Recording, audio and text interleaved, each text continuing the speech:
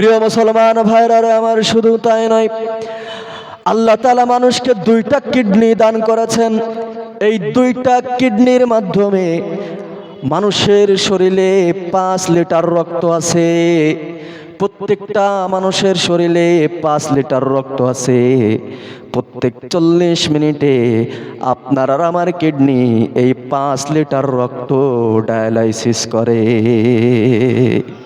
প্রত্যেক 40 মিনিটে একবার করে আপনার আর আমার রক্ত ডায়ালাইসিস হয়, যেটাকে ইংরেজিতে বলা হয় ফিল্টার, বাংলায় বলা হয় সাকা, আর চিকিৎসা বিজ্ঞানের ভাষায় বলা হয় ডায়ালাইসিস। মানুষের শরীরের 5 লিটার রক্ত প্রত্যেক 40 মিনিটে একবার করে আমাদের কিডনি সাকে। একটু জোরে বলেন সুবহানাল্লাহ। যাদের কিডনি ড্যামেজ হয়ে গিয়েছে, নষ্ট হয়ে গিয়েছে, তাদের এই ডায়ালাইসিস করার জন্য হাসপাতালে যেতে হয়। এখনো পর্যন্ত চিকিৎসা বিজ্ঞান ডায়ালাইসিস করার জন্য যেই মেশিন আবিষ্কার করেছে, একবার ডায়ালাইসিস করতে সেই মেশিনের সময় লাগে 4 ঘন্টা। একবার ডায়ালাইসিস করতে সময় লাগে 4 ঘন্টা। আর আল্লাহ তাআলা আপনাকে আর আমাকে যে কিডনি দিয়েছেন, এই কিডনির সময় লাগে মাত্র 40 মিনিট। প্রত্যেক দিন 36 বার করে আপনার আর আমার কিডনি ডায়ালাইসিস হয়। জোরে বলেন সুবহানাল্লাহ। এই কিডনি যাদের ড্যামেজ হয়ে গিয়েছে, আপনারা চিনবেন, ভারতের একজন বিখ্যাত বক্তা ছিল, এখনো আছে, নাম হলো তার আবুল কালাম আজাদ। উত্তর 24 পরগনার বসিরহাটে বাড়ি। আমি গত বছর তার বাড়ির মসজিদের মাহফিলের শেষ দিনের প্রধান বক্তা ছিলাম। আমি জিজ্ঞাসা করলাম, হুজুর, আপনার কিডনি তো নষ্ট হয়ে গিয়েছিল, পরিবর্তন করিয়েছেন, কয়টা কিডনি লাগিয়েছেন? আমাকে ডাক দিয়ে বলল, বাবা, আমি কিডনি লাগিয়েছি একটা। আমি বললাম, হুজুর, একটা কিডনির মাধ্যমে কি আপনি সুস্থ আছেন? আবুল কালাম আজাদ আমাকে ডাক দিয়ে বলল, বাবা, আল্লাহ তাআলা মানুষকে 2টা কিডনি দান করেছেন। ডাক্তার আমাকে বলেছে, হুজুর, একটা কিডনির মাধ্যমেই মানুষ সুস্থ থাকতে পারে।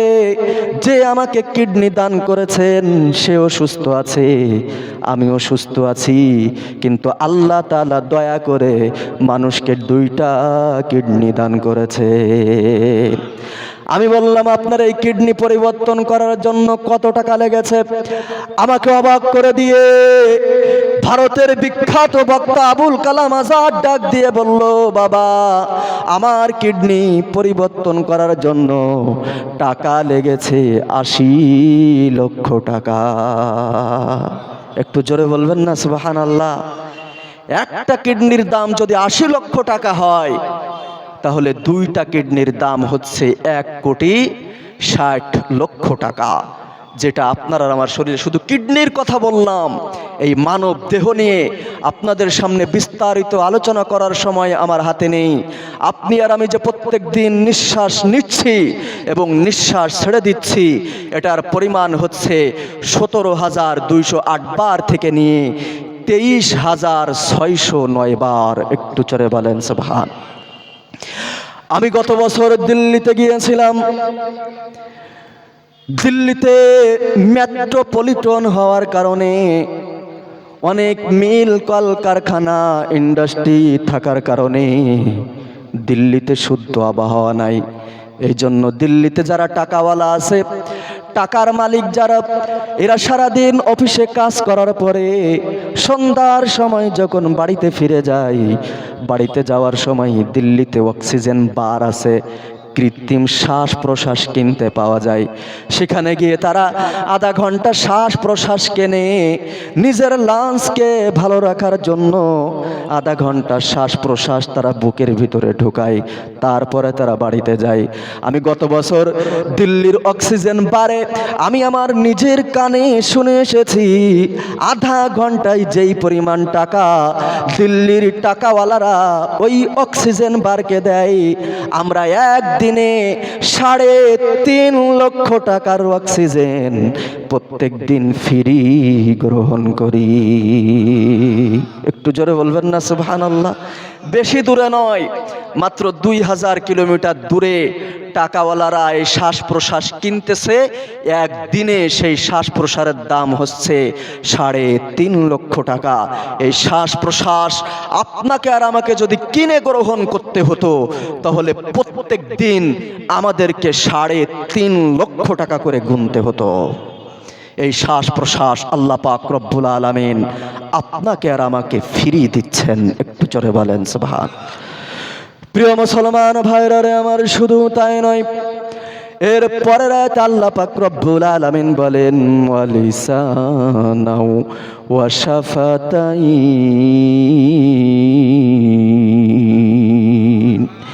আমি কি তোমাদেরকে কথা বলার জন্য জিহ্বা দান করি নাই, ঠোঁট দান করি নাই? আল্লাহ তাআলা আপনাকে আর আমাকে কথা বলার জন্য জিহ্বা দান করেছেন, ঠোঁট দান করেছেন। প্রিয় মুসলমান ভাইরা আমার, এই ঠোঁটের মূল্য আপনি আর আমি নাও বুঝতে পারি। এই ঠোঁটের মূল্যটা কেমন এটা আপনি আর আমি নাও বুঝতে পারি, কিন্তু বিজ্ঞানীরা বলে মানুষ যখন কথা বলতে চায় সর্বপ্রথম মানুষের লাঞ্চ কাজ করে। আমাদের বুকের ভিতরে একটা লাঞ্চ আছে, কথা বলতে চাইলে সর্বপ্রথম লাঞ্চ কাজ করে।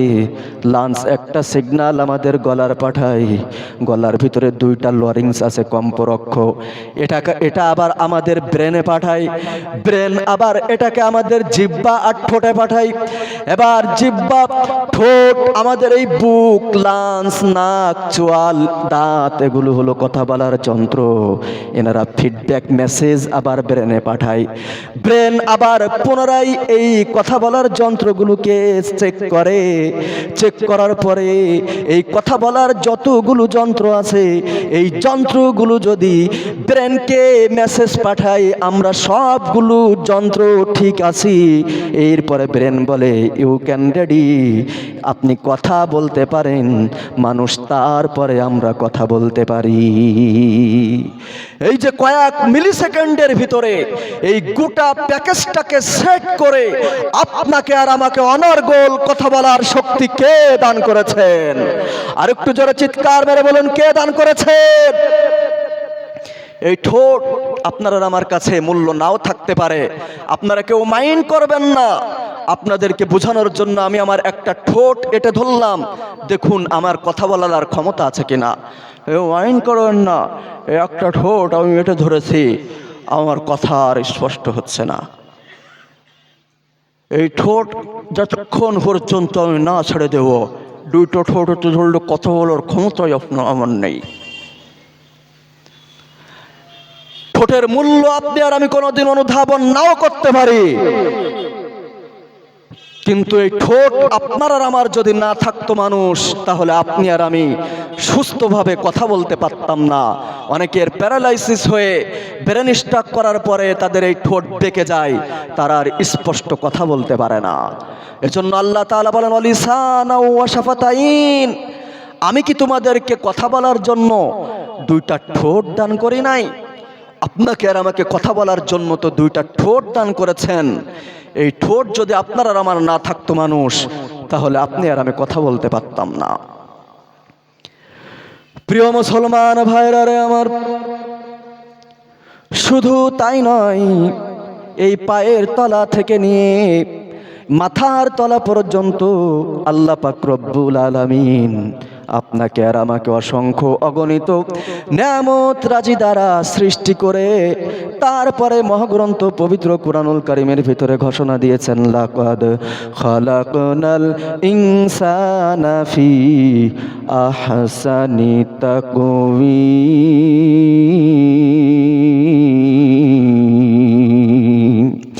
এই পৃথিবীর ভিতরে আমি যা কিছু সৃষ্টি করেছি সবার থেকে সুন্দর করে আমি মানুষ বানিয়েছি। এমন নিখুঁতভাবে সৃষ্টি করে আল্লাহ তাআলা বলছেন যে সবার থেকে সুন্দর করে আমি মানুষ বানিয়েছি। এই আয়াতের তাফসীর বা ব্যাখ্যা বুঝতে হলে আপনাদের সামনে একটি ঘটনা বর্ণনা করতে হয়। তাফসীরে জালালাইনের লেখক আমার তেলাওয়াতকৃত এই আয়াতের তাফসীর করতে গিয়ে এই ঘটনাটি উল্লেখ করেছেন। খলিফা মনসুরের সময় খলিফা মনসুরের একজন মুখ্যমন্ত্রী, তার নাম ছিল ঈসা ইবনে হাশেমি। ঈসা ইবনে হাশেমির স্ত্রী তৎকালীন সময়ের বিশ্ব সুন্দরী ছিল। একদিন রাতের বেলায় খোলা আকাশের নিচে পূর্ণিমার চাঁদের নিচে তার স্ত্রীকে নিয়ে তিনি হাসি ঠাট্টা করতেছিলেন, আনন্দ মস্করা করতেছিলেন। হাসি ঠাট্টা করতে করতে, আনন্দ মস্করা করতে করতে তার স্ত্রীকে খুশি করার জন্য ঈসা ইবনে হাশেমি মুখ্যমন্ত্রী বলল, আংতি তালিকুন সালাসান ইল্লাম তাকুনি আহসানা মিনাল কমর। ও আমার স্ত্রী, তুমি যদি আকাশের ওই পূর্ণিমার চাঁদের থেকে সুন্দর বেশি না হও তাহলে তুমি 3 তালাক। এই কথা বলার সাথে সাথে ঈসা ইবনে হাশেমির স্ত্রী পর্দার আড়ালে চলে গেল। ডাক দিয়ে বলল, স্বামী আমার, আপনি আমাকে আকাশের ওই পূর্ণিমার চাঁদের সাথে তুলনা করেছেন। আকাশের ওই পূর্ণিমার চাঁদের থেকে কোনোদিনও মানুষ সুন্দর বেশি হতে পারে না। অতএব আমার উপরে 3 তালাক হয়ে গিয়েছে। আপনার সাথে আমার আর ঘর সংসার করা সম্ভব নয়। সারা রাত ছটপট করতে করতে ঈসা ইবনে হাশেমির রাত অতিবাহিত হয়ে গেল।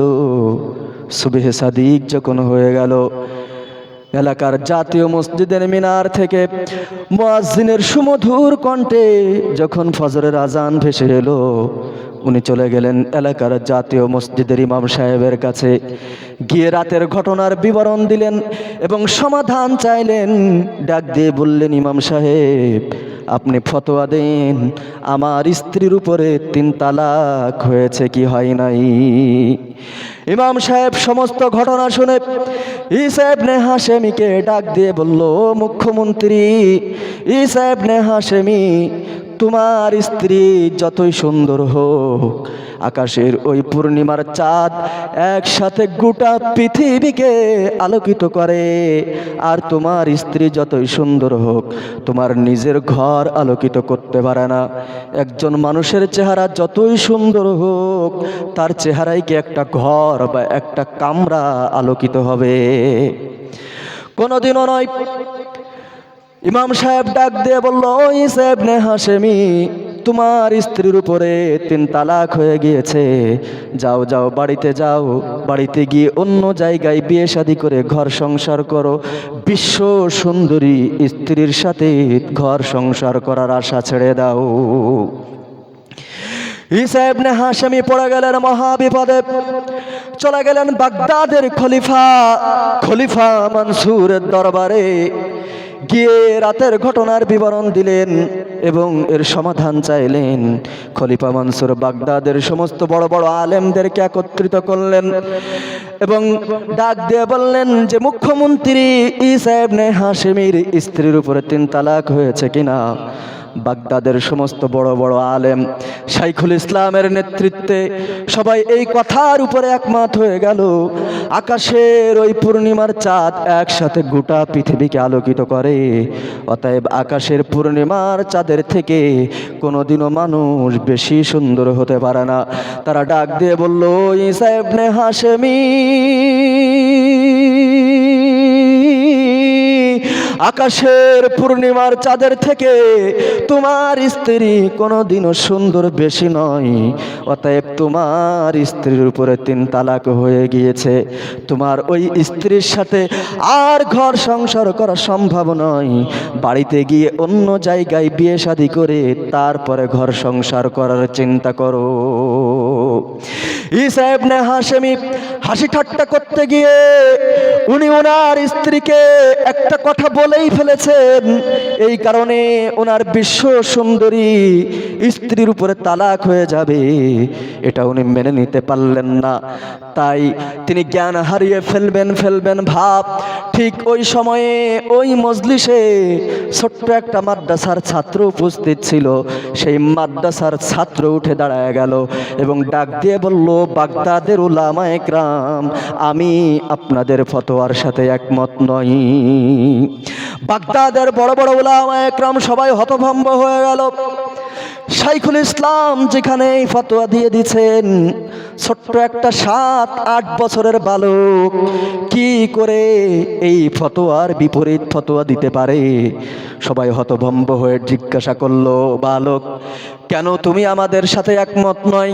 তখন মাদ্রাসার ছাত্র তালবে ইলম ডাক দিয়ে বলল, আল্লাহ পাক রব্বুল আলামিন মহাগ্রন্থ পবিত্র কোরআনুল কারীমের ভিতরে একবার নয়, দুইবার নয়, তিনবার নয়, পর পর 4 বার কসম খেয়েছেন।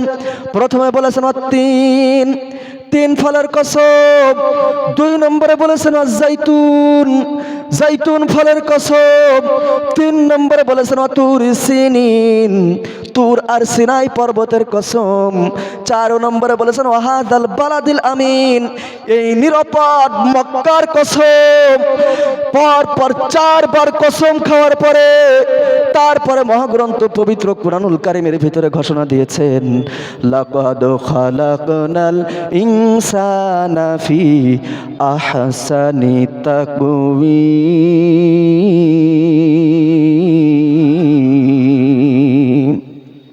আল্লাহ তাআলা 4 বার কসম খাওয়ার পরে তারপরে বলছেন, এই পৃথিবীর ভিতরে আমি যা কিছু সৃষ্টি করেছি সবার থেকে সুন্দর করে আমি মানুষ বানিয়েছি। আল্লাহ তাআলা বলেন নাই যে আমি চাঁদকে সুন্দর করে সৃষ্টি করেছি, আমি সূর্যকে সুন্দর করে সৃষ্টি করেছি, আমি জমিনকে সুন্দর করে সৃষ্টি করেছি। এগুলো আল্লাহ সুন্দর করে সৃষ্টি করেছেন বটে, কিন্তু মহাগ্রন্থ পবিত্র কোরআনে কোথাও এটা বলেন নাই।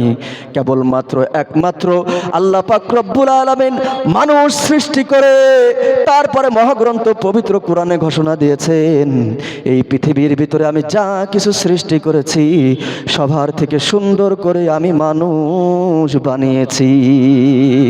অতএব ঈসা ইবনে হাশেমি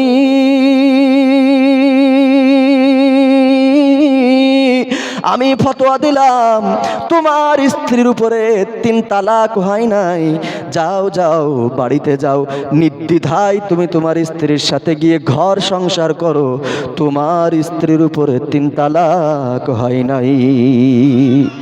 নারে তাকবীর, নারে তাকবীর, নারে তাকবীর।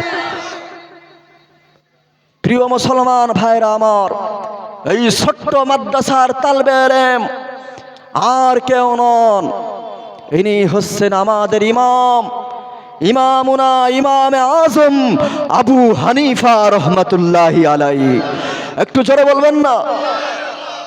আজকের বড় বড় উলামায়ে কেরামরা যখন ব্যর্থ হয়ে গেল, বাগদাদের বিজ্ঞ প্রবীণ মুরব্বী উলামায়ে কেরাম যখন এই ফতোয়ার রায় দিতে গিয়ে ব্যর্থ হলো, তখন মাত্র 7-8 বছরের ছোট্ট বালক ইমামে আজম আবু হানিফা রহমাতুল্লাহি আলাইহি সেই মাসআলার সমাধান বের করে দিলেন।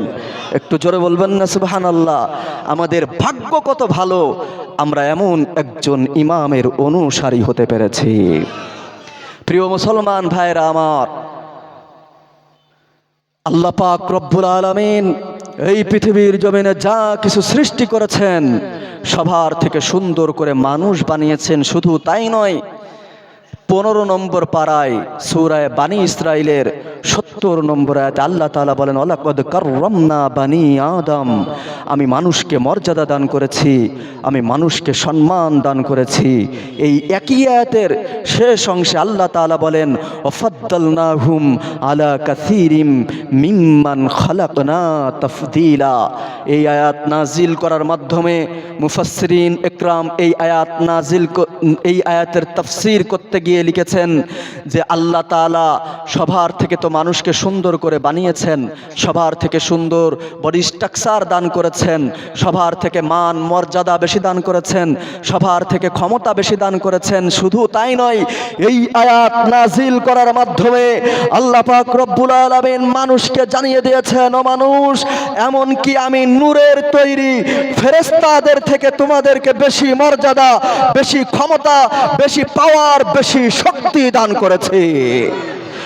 তুমি মাটির আদমকে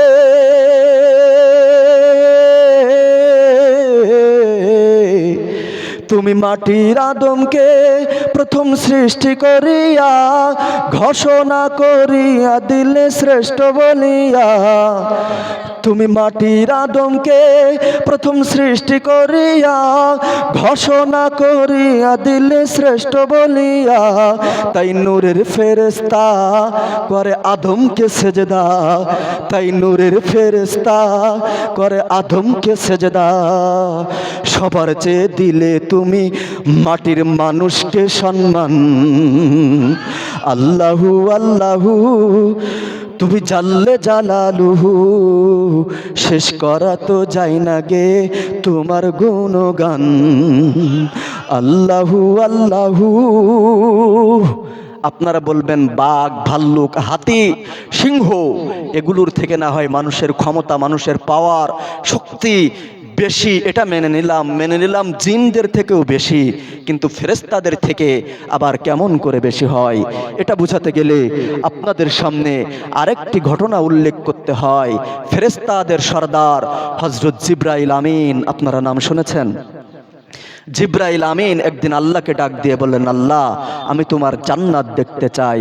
আল্লাহ বললেন, তুমি আমার জান্নাত দেখতে চাইলে আমার সব থেকে ছোট জান্নাত, জান্নাতুন নাঈমটা একটু ঘুরে দেখে আসো। আল্লাহর কাছ থেকে অনুমোদন নিয়ে জিবরাইল আমিন চলে গেলেন জান্নাতুন নাঈম ভ্রমণ করার উদ্দেশ্যে। একদিন নয়, 2 দিন নয়, 3 দিন নয়, একটানা 70 দিন পর্যন্ত জিবরাইল আমিন জান্নাতুন নাঈম ভ্রমণ করলেন। 70 দিন পরে ক্লান্ত শ্রান্ত হয়ে আল্লাহকে ডাক দিয়ে বললেন, হে মাবুদ, আমি আর পারছি না, ক্লান্ত হয়ে গিয়েছি, তবে এবার আমাকে বলে দাও, আমি তোমার সব থেকে ছোট জান্নাত, জান্নাতুন নাঈম এই পর্যন্ত কতটুক ভ্রমণ করলাম। আল্লাহ পাক রব্বুল আলামিন জিবরাইলকে আশ্চর্য করে দিয়ে ডাক দিয়ে বলল, জিবরাইল, দীর্ঘ 70 দিন পর্যন্ত আমার সব থেকে ছোট জান্নাত, জান্নাতুন নাঈম ভ্রমণ করে এখনো পর্যন্ত তুমি 3 ভাগের 1 ভাগও দেখে শেষ করতে পারো নাই। জিবরাইল আশ্চর্য হয়ে গেলেন, আল্লাহকে ডাক দিয়ে বললেন, হে মাবুদ, আপনি আমাকে 600 নূরের ডানা দান করেছেন। এর আগে আরেকটি তথ্য আপনাদেরকে জানিয়ে রাখি, আল্লাহ পাক রব্বুল আলামিন জিবরাইল আমিনকে 600 নূরের ডানা দান করেছেন। এই 600 নূরের ডানার ভিতরে একটা ডানা দিয়ে জিবরাইল আমিন যদি একবার উড়াল মারে, একটা ডানা যদি একবার চালায়, তাহলে 1 মাস 10 দিনের পথ অতিক্রম করতে পারে।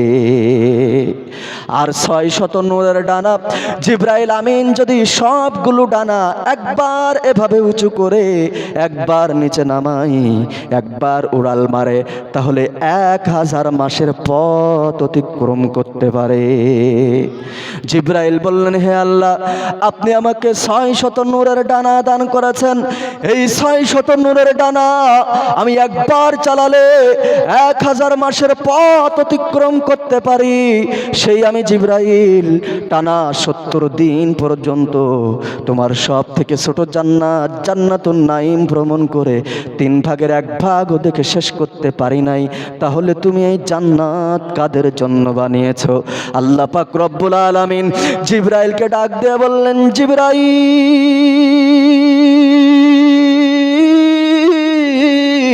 আমি এই জান্নাত মানুষের জন্য বানিয়েছি। জিবরাইল বললেন, আল্লাহ আপনি আমাকে 600 নূরের ডানা দান করেছেন, যে 600 নূরের ডানা আমি একবার চালালে 1000 মাসের পথ অতিক্রম করতে পারি। আর মানুষকে তুমি দান করেছো মাত্র 2টা পা, এই 2টা পা দিয়ে মানুষ জান্নাত কিভাবে ভ্রমণ করবে? আল্লাহ পাক রব্বুল আলামিন জিবরাইলকে ডাক দিয়ে বললেন, হো জিবরাইল তুমি কি পরীক্ষা করতে চাও? জিবরাইল বললেন, হ্যাঁ আল্লাহ আমি পরীক্ষা করতে চাই। এবার আল্লাহ পাক রব্বুল আলামিন জিবরাইলকে ডাক দিয়ে বললেন, হো জিবরাইল তুমি যদি পরীক্ষা করতে চাও তাহলে চলে যাও মদিনায়, মসজিদে নববীর গেটের সামনে গিয়ে দাঁড়াও। সুবহে সাদিক যখন হয়ে যাবে, মসজিদে নববীর মিনার থেকে মুয়াজ্জিনের সুমধুর কণ্ঠে যখন ফজরের আজান ভেসে আসবে, তুমি ভালো করে লক্ষ্য করে দেখবে সর্বপ্রথম যেই মানুষটা ফজরের নামাজ পড়ার জন্য মসজিদে নববীতে প্রবেশ করবে, আবার সর্বশেষ যেই ব্যক্তিটা মসজিদে নববী থেকে বের হবে, তুমি তার কাছে জিজ্ঞাসা করবে, তাহলে তুমি তোমার উত্তর পেয়ে যাবে। জিবরাইল আমিন চলে আসলেন জান্নাতুন নাঈম থেকে সরাসরি মদিনায় মসজিদে নববীর গেটের সামনে দাঁড়িয়ে রইলেন। মসজিদে নববীর মুয়াজ্জিনের কণ্ঠে ফজরের আজান ভেসে এলো। জিবরাইল লক্ষ্য করে দেখলেন সর্বপ্রথম একজন দাড়ি পাকা মুরব্বী আস্তে আস্তে মসজিদে নববীর ভিতরে প্রবেশ করলো। এক এক করে মসজিদে নববীর সমস্ত মুসাল্লিরা মসজিদে নববীর ভিতরে প্রবেশ করলো। ফজরের নামাজ শেষ হয়ে গেল, মসজিদে নববীর সমস্ত মুসাল্লিরা আবার মসজিদে নববী থেকে বের হয়ে গেল। কিন্তু জিবরাইল লক্ষ্য করে দেখলেন সর্বপ্রথম যেই দাড়ি পাকা মুরব্বী মসজিদে নববীর ভিতরে প্রবেশ করেছিল, এখনো সেই দাড়ি পাকা মুরব্বী মসজিদে নববী থেকে বের হয় নাই। জিবরাইল আমিন দাঁড়িয়ে রইলেন। পূর্ব আকাশে যখন সূর্য উদিত হয়ে গেল, এক কথাই ফজরের ইশরাকের নামাজের রক্ত যখন শেষ হয়ে গেল, তখন জিবরাইল লক্ষ্য করে দেখলেন এবার আস্তে আস্তে সেই দাড়ি পাকা মুরব্বী মসজিদে নববী থেকে বের হচ্ছে। জিবরাইল এই মুরব্বী মানুষটাকে সালাম দিলেন এবং ডাক দিয়ে বললেন, ভাই আমার জিবরাইলের কাছে খুব প্রয়োজন, অনেক দিন ধরে জিবরাইলকে খুঁজতেছি, কোথাও জিবরাইলকে খুঁজে পাচ্ছি না, অতএব আপনি যদি আমাকে একটু বলে দিতেন জিবরাইল এখন কোথায় আছে, তাহলে আমার বড় উপকার হয়। আপনারা বলুন তো, এই বৃদ্ধ মানুষটার কাছে এই প্রশ্ন কে করছে? জিবরাইল, মানে স্বয়ং জিবরাইল জিবরাইলকে খুঁজে পাচ্ছে না, তাহলে কি জিবরাইলকে খুঁজে পাওয়া সম্ভব? স্বয়ং জিবরাইল জিবরাইলকে খুঁজে পাচ্ছে না, তাহলে এই মানুষটাকে কি, এই ফেরেশতাকে কি খুঁজে পাওয়া সম্ভব? এই মুরব্বী মানুষটা জিবরাইলকে ডাক দিয়ে বলল, আমাকে মাত্র 2 রাকাত নামাজ পড়ার সুযোগ দিতে হবে। জিবরাইল বললেন, আপনাকে 2 রাকাত নামাজ পড়ার সুযোগ দিলাম। জিবরাইলের কাছ থেকে অনুমোদন নিয়ে এই মুরব্বী মানুষটা, বৃদ্ধ মানুষটা আবারও মসজিদে নববীর ভিতরে প্রবেশ করলেন এবং মাত্র 2 রাকাত নামাজ পড়লেন। 2 রাকাত নামাজ শেষ করে মসজিদে নববীর গেটের সামনে এসে জিবরাইলের সামনে এসে দাঁড়ালেন এবং কয়েক মুহূর্ত চোখ বুঝলেন, কয়েক সেকেন্ড না, কয়েক মিনিট না, কয়েক মুহূর্ত চোখ বুঝে চোখ খুলে উনি ডাক দিয়ে বলছেন, ভাই আমি 8টা জান্নাত, 7টা জাহান্নাম, 7 আসমান, 7 জমিন, পৃথিবীর সমস্ত বন জঙ্গল তন্ন তন্ন করে খুঁজে দেখলাম। পৃথিবীর এক প্রান্ত থেকে অন্য প্রান্ত পর্যন্ত তন্ন তন্ন করে খুঁজে দেখলাম। 7 সমুদ্র 13 নদী তন্ন তন্ন করে খুঁজে দেখলাম, কোথাও জিবরাইলকে খুঁজে পেলাম না। আমার মনে হয় ভাই তুমি নিজেই স্বয়ং জিবরাইল। একটু জোরে বলবেন না সুবহানাল্লাহ? নারে তাকবীর, নারে তাকবীর। এবার আপনাদের বিবেকের কাছে আমার প্রশ্ন হলো, জিবরাইলকে আল্লাহ পাক রব্বুল আলামিন 600 নূরের ডানা দান করেছেন। যেই 600 নূরের ডানা জিবরাইল আমিন একবার চালালে 1000 মাসের পথ অতিক্রম করতে পারে। সেই জিবরাইল একটানা 70 দিন পর্যন্ত আল্লাহর সব থেকে ছোট জান্নাত জান্নাতুন নাঈম ভ্রমণ করে 3 ভাগের 1 ভাগও দেখে শেষ করতে পারে নাই।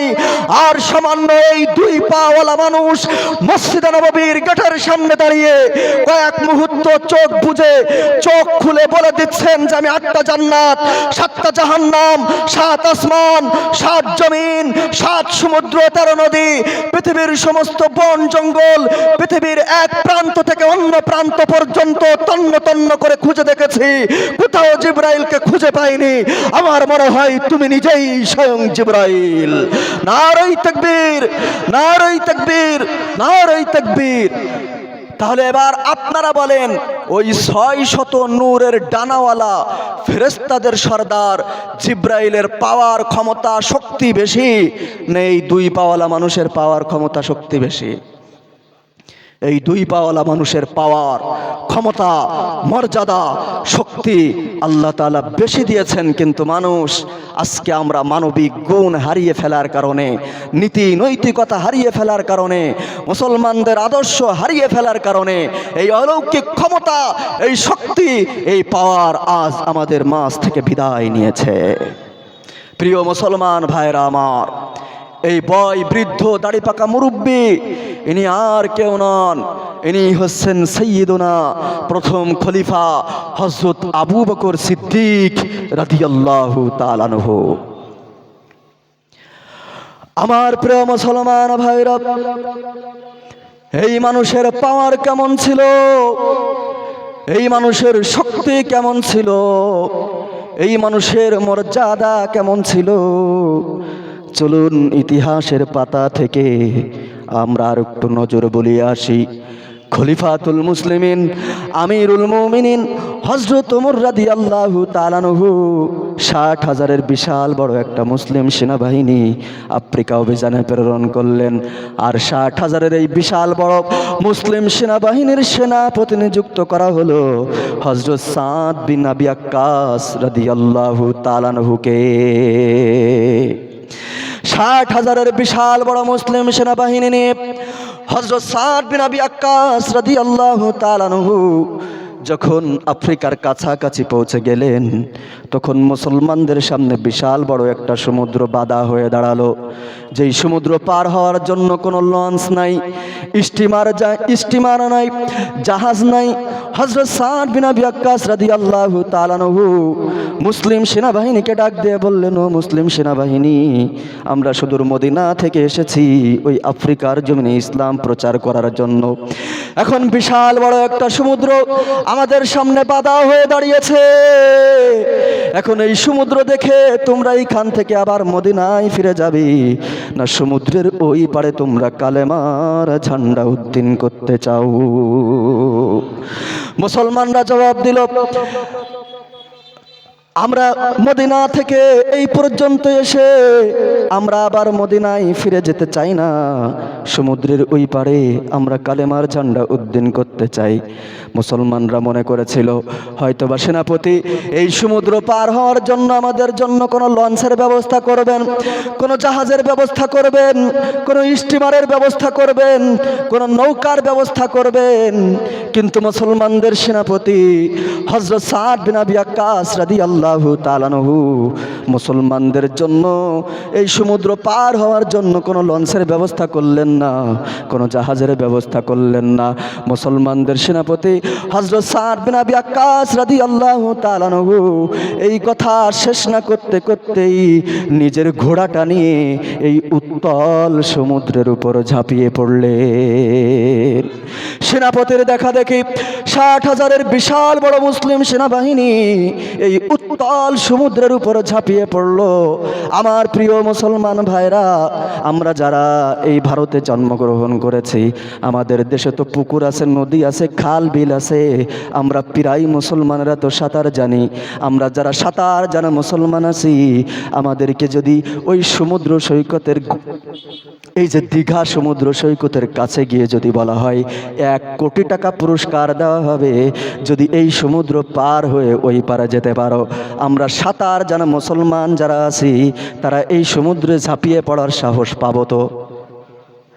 আমিও সাঁতার জানি, কিন্তু আমার সাহস নেই এই সমুদ্রের উপরে ঝাঁপিয়ে পড়ার। আমরা সাঁতার জানা মুসলমানরাই তো সাহস পাবো না। আর আরবে তো আমাদের মতো এরকম নদী নাই, পুকুর নাই, খাল বিল নাই। আরবের মুসলমানেরা তো সাঁতার জানে না। সাঁতার না জানা 60,000 মুসলিম সেনাবাহিনী কোনো কথা না বলেই সেনাপতির দেখা দেখি এই উত্তাল সমুদ্রের উপর ঝাঁপিয়ে পড়ল। একটু জোরে বলবেন না সুবহানাল্লাহ? নারে তাকবীর, নারে তাকবীর। মুজাদ্দেদে জামান, আওলাদে মুজাদ্দেদে জামান, সিলসিলায়ে হক ফুরফুরা শরীফ, সিলসিলায়ে হক ফুরফুরা শরীফ শফিউল্লাহ, ফুরফুরার আওলাদ শফিউল্লাহ ভাইজান ইতিমধ্যেই আমাদের মাঝে এসে উপস্থিত হয়েছেন। প্রিয় মুসলমান ভাইরা আমার, কিছুক্ষণের ভিতরেই উনি আপনাদের মাঝে আসবেন। ও প্রিয় মুসলমান ভাইরা, আমার আলোচনা যদি আপনারা বুঝে থাকেন, আমরা সাঁতার জানা মুসলমানরা কি এই সমুদ্রের উপর ঝাঁপিয়ে পড়ার সাহস পাবো? পাবো না।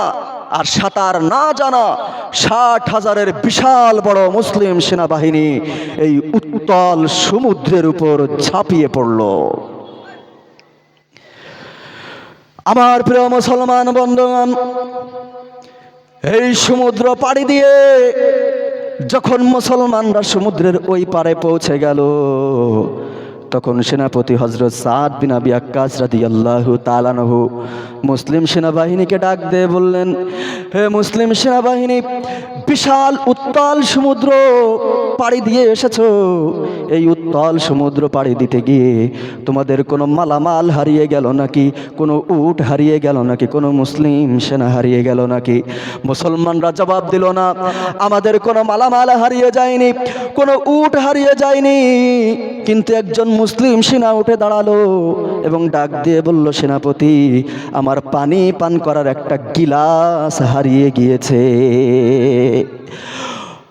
মুসলমানদের সেনাপতি হযরত সাদ বিন আবি ওয়াক্কাস রাদিয়াল্লাহু তাআলা আনহুর চোখ লাল হয়ে গেল, চোখ গরম করলেন। কিন্তু এই চোখ গরম পৃথিবীর মানুষকে তিনি দেখালেন না, মুসলিম সেনাবাহিনীকে দেখালেন না, আফ্রিকার সৈন্যদেরকে দেখালেন না। তিনি চোখ গরম দেখালেন উত্তাল সমুদ্রের ঢেউকে। ডাক দিয়ে বললেন, হে উত্তাল সমুদ্রের ঢেউ, আমরা সুদূর মদিনা থেকে এসেছি এই আফ্রিকার জমিনে ইসলাম প্রচার করার জন্য, কালেমার ঝান্ডাকে উদ্দিন করার জন্য। আমরা আল্লাহ এবং আল্লাহর রাসূলের পক্ষ থেকে এসেছি। সুতরাং আমাদের পানি পান করার একটা গিলাস কেন? আমাদের শরীরের একটা লোমের ক্ষতি করার মতো ক্ষমতা তোদের নেই। অতএব যত তাড়াতাড়ি সম্ভব আমাদের পানি পান করার গিলাসটা আমাদের কাছে ফিরিয়ে দে। ইতিহাসে স্বর্ণাক্ষরে লেখা আছে, হযরত সাদ বিন আবি ওয়াক্কাস রাদিয়াল্লাহু তাআলা আনহুর এই ভাষণ দিতে দেরি হয়েছিল, এই বক্তব্য দিতে দেরি হয়েছিল, কিন্তু উত্তাল সমুদ্রের ঢেউ মুসলমানদের পানি পান করার গিলাস মুসলমানদের কাছে ফিরিয়ে দিতে দেরি করে নাই। একটু জোরে বলবেন না সুবহানাল্লাহ? এই ঘটনা বর্ণনা করতে গিয়ে মুসলিম রেনেসাঁর কবি আল্লামা ইকবাল বলেন, दस्ते दस्ते हैं दरिया भी, दस्ते दस्ते हैं दरिया भी, न छोड़े हमने बाहर जुल्मत में दौड़ा दिए घोड़े हमने। প্রান্তত্ব প্রান্তর আমাবস্যার সেই ঘোর কৃষ্ণ রজনীতে শ্রাবণের খরস্রোতা সমুদ্রের উপরে ঘোড়া দাবড়ি আফ্রিকার জমিনে কালেমার পতাকা আমরাই উত্তীর্ণ করেছি। আমরা সেই মুসলমান। নারে তাকবীর, নারে তাকবীর। ও আমার প্রিয় মুসলমান ভাইরা, এই উত্তাল সমুদ্র পাড়ি দিয়ে যখন মুসলমানরা আফ্রিকার জমিনে পৌঁছে গেল, তখন আফ্রিকার রাজা চিন্তা করলো যে মুসলমানদের কাছে যুদ্ধ করে জিতা সম্ভব নয়, অতএব ছলে বলে কৌশলে মুসলমানদের কাছ থেকে বিজয় ছিনিয়ে আনতে হবে। তারা একটা ষড়যন্ত্র করলো এবং মুসলমানদের কাছে দূত পাঠায়া প্রস্তাব দিল যে আমরা তোমাদের সাথে যুদ্ধ করতে চাই না, বিনা যুদ্ধে আফ্রিকার রাজত্ব, এই আফ্রিকার রাষ্ট্র ক্ষমতা আমরা তোমাদের হাতে ছেড়ে দেব, কিন্তু আমাদের একটা সত্য আছে। মুসলমানরা জিজ্ঞাসা করলো, কি তোমাদের সত্য? তখন তারা বলল, আজ রাত, শুধুমাত্র আজ রাত তোমাদেরকে আফ্রিকার জঙ্গলের ভিতরে থাকতে হবে। যদি আজ রাত আফ্রিকার জঙ্গলের ভিতরে থাকতে পারো, তাহলে আগামীকাল সকালবেলায় এই আফ্রিকার রাজত্ব, এই রাষ্ট্র ক্ষমতা আমরা তোমাদের হাতে ছেড়ে দেব। তাদের ষড়যন্ত্র হলো, আফ্রিকার জঙ্গলের ভিতরে বাঘ আছে, ভাল্লুক আছে, বন্য হাতি আছে, তারাই মুসলমানদের ঘাড় মটকাবে। সিংহ মুসলমানদের বুক চিরে বুকের ভিতর থেকে কলিজা বের করে নাস্তা করবে। আমাদের আর মুসলমানদের সাথে যুদ্ধ করা লাগবে না। এই ষড়যন্ত্র করে যখন তারা মুসলমানদের কাছে প্রস্তাব দিল, তারা মনে করেছিল মুসলমানরা মনে হয় আমাদের এই প্রস্তাব মেনে নিবে না, কিন্তু মুসলমানদের কাছে এই প্রস্তাব দেওয়ার সাথে সাথে একটা কথা ছাড়া মুসলমানরা তাদের এই প্রস্তাবে রাজি হয়ে গেল। সেনাপতি হযরত সাদ বিন আবি ওয়াক্কাস রাদিয়াল্লাহু তাআলা আনহু মুসলিম সেনাবাহিনীকে ডাক দিয়ে বললেন, ও মুসলিম সেনাবাহিনী, তোমরা রোড পরিবর্তন করো, ওই আফ্রিকার রাজ দরবারের দিকে না গিয়ে তোমরা আফ্রিকার জঙ্গলের দিকে রওনা হয়ে যাও। 60,000-এর বিশাল বড় মুসলিম সেনাবাহিনী নিয়ে হযরত সাদ বিন আবি ওয়াক্কাস রাদিয়াল্লাহু তাআলা আনহু যখন আফ্রিকার জঙ্গলের ভিতরে পৌঁছে গেল, তখন হযরত সাদ বিন আবি ওয়াক্কাস রাদিয়াল্লাহু তাআলা আনহু মুসলিম সেনাবাহিনীকে ডাক দিয়ে বললেন, ও মুসলিম সেনাবাহিনী, তোমরা একটা স্টেজ বানাও। বিশাল বড় একটা স্টেজ বানানো হলো, কিন্তু এই স্টেজে দাঁড়িয়ে মুসলমানদের সেনাপতি হযরত সাদ বিন আবি ওয়াক্কাস রাদিয়াল্লাহু তাআলা আনহু আফ্রিকার জনগণের উদ্দেশ্যে ভাষণ দিবেন না, মুসলিম সেনাবাহিনীর উদ্দেশ্যে ভাষণ দিবেন না, পৃথিবীর কোনো মানুষের উদ্দেশ্যে ভাষণ দিবেন না। এই স্টেজে দাঁড়িয়ে ভাষণ দিবেন আফ্রিকার জঙ্গলের হিংস্র বন্য প্রাণীদের উদ্দেশ্যে। একটু জোরে বলবেন না সুবহানাল্লাহ। আরে মুসলমান, আমি একজন মানুষ, আমি পৃথিবীর 9টি রাষ্ট্রে গিয়েছি। আমি থাইল্যান্ডে তারাবি পড়াই, সেই সুবাদে আমি প্রত্যেক বছর থাইল্যান্ডে যাই। এই ভারতের এমন কোনো রাজ্য নাই, আসাম, ত্রিপুরা, মেঘালয়, ঝাড়খণ্ড, বিহার, উড়িষ্যার, চেন্নাই, দিল্লি, বাংলাদেশের এমন কোনো জেলা নাই যেই জেলায় আমি যাইনি। গিয়েছি নেপাল, ভুটান, মালয়েশিয়া, গিয়েছি আমি সিঙ্গাপুর, সৌদি আরব, ইন্দোনেশিয়া। আমি গোটা পৃথিবীব্যাপী মুসলমানদের উদ্দেশ্যে বক্তব্য দিতে যাই, ওয়াজ করতে যাই। অনেক জায়গায় আমার ওয়াজ শুনতে চায় না, ডিস্টার্ব করে। মুসলমানদের বাচ্চারা, বিশেষ করে ছেলেরা যারা আছে, এরা সামনে বসে বসে দুষ্টমি করে। প্রিয় মুসলমান ভাইরা আমার, আমি একজন মুসলমান, মুসলমান মানুষের বাচ্চারা, মানুষ আমার বক্তব্য শুনতে অনীহা প্রকাশ করে। আর এই মুসলমানদের সেনাপতি ভাষণ দিবে, তা তো মুসলমানদের উদ্দেশ্যে না, কাফেরদের উদ্দেশ্যেও না, পৃথিবীর কোনো মানুষের উদ্দেশ্যে না। ভাষণ দিবেন আফ্রিকার জঙ্গলের হিংস্র বন্য প্রাণীদের উদ্দেশ্যে। আপনাদের কি মনে হয় এই বক্তব্য, এই ভাষণ কি শুনবে? স্টেজ যখন তৈরি হয়ে গেল, মুসলমানদের সেনাপতি হযরত সাদ বিন আবি ওয়াক্কাস রাদিয়াল্লাহু তাআলা আনহু স্টেজে দাঁড়িয়ে সর্বপ্রথম সম্বোধন করলেন আফ্রিকার জঙ্গলের হিংস্র বন্য প্রাণীদেরকে। ডাক দিয়ে বললেন, আইয়াতুহাল হাশারাত নাহনু আসহাবু রাসূলুল্লাহি সাল্লাল্লাহু আলাইহি ওয়াসাল্লাম। হে আফ্রিকার জঙ্গলের হিংস্র বন্য প্রাণীরা, আমরা রাসূলুল্লাহ সাল্লাল্লাহু আলাইহি ওয়াসাল্লামের সাহাবী। আমরা সুদূর মদিনা থেকে এসেছি এই আফ্রিকার জমিনে ইসলাম প্রচার করার জন্য, কালেমার ঝান্ডাকে উদ্দিন করার জন্য। আফ্রিকার রাজার পক্ষ থেকে আমাদের কাছে প্রস্তাব দেওয়া হয়েছে, শুধুমাত্র আজ রাত যদি আমরা এই আফ্রিকার জঙ্গলের ভিতরে থাকতে পারি, তাহলে আগামীকাল সকালবেলায় এই আফ্রিকার রাজত্ব, এই আফ্রিকার জমিন আমাদের হাতে ছেড়ে দেবে। অতএব আফ্রিকার জঙ্গলের হিংস্র বন্য প্রাণীরা, ভালো করে শুনে রাখো, শুধুমাত্র আজ রাতের জন্য আমার 60,000-এর বিশাল বড় এই মুসলিম সেনাবাহিনীর জন্য থাকার জায়গা করে দিয়ে, তোমাদের নিজ নিজ থাকার জায়গাগুলো ছেড়ে দিয়ে তোমরা অন্য কোথাও চলে যাও।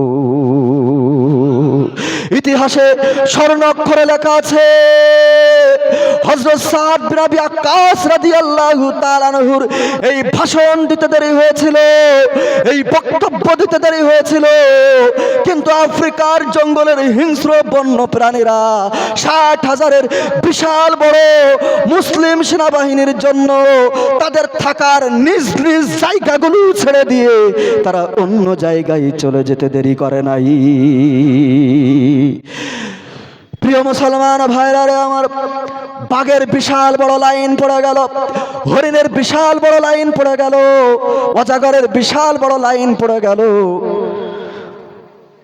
সিংহের বিশাল বড় লাইন পড়ে গেল।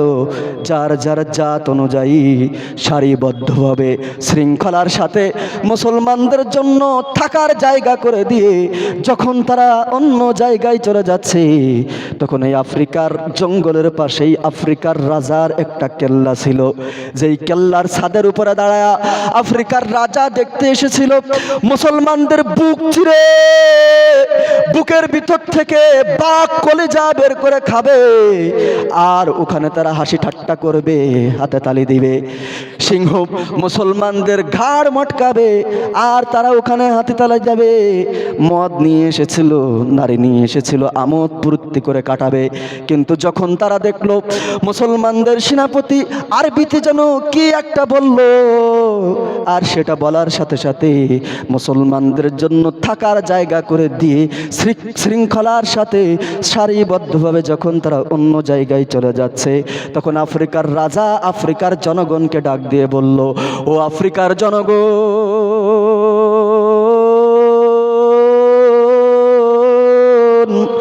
ভালো করে শুনে রাখো, যেই মুসলমানদের কথা শুনে, মুসলমানদের ইশারায়, মুসলমানদের কথা শুনে আফ্রিকার জঙ্গলের হিংস্র বন্য প্রাণীরা মুসলমানদের জন্য থাকার জায়গা করে দিল, তাদের নিজ নিজ জায়গাগুলো ছেড়ে দিয়ে তারা অন্য জায়গায় সারিবদ্ধভাবে শৃঙ্খলার সাথে চলে গেল। এরা আর যাই হোক, এরা কোনো মানুষ না, এরা হলো দেবতা, এরা হলো ভগবান। অতএব তাদের সাথে যুদ্ধ করে জেতা সম্ভব নয়, আমি তাদের সাথে যুদ্ধ করতে চাই না।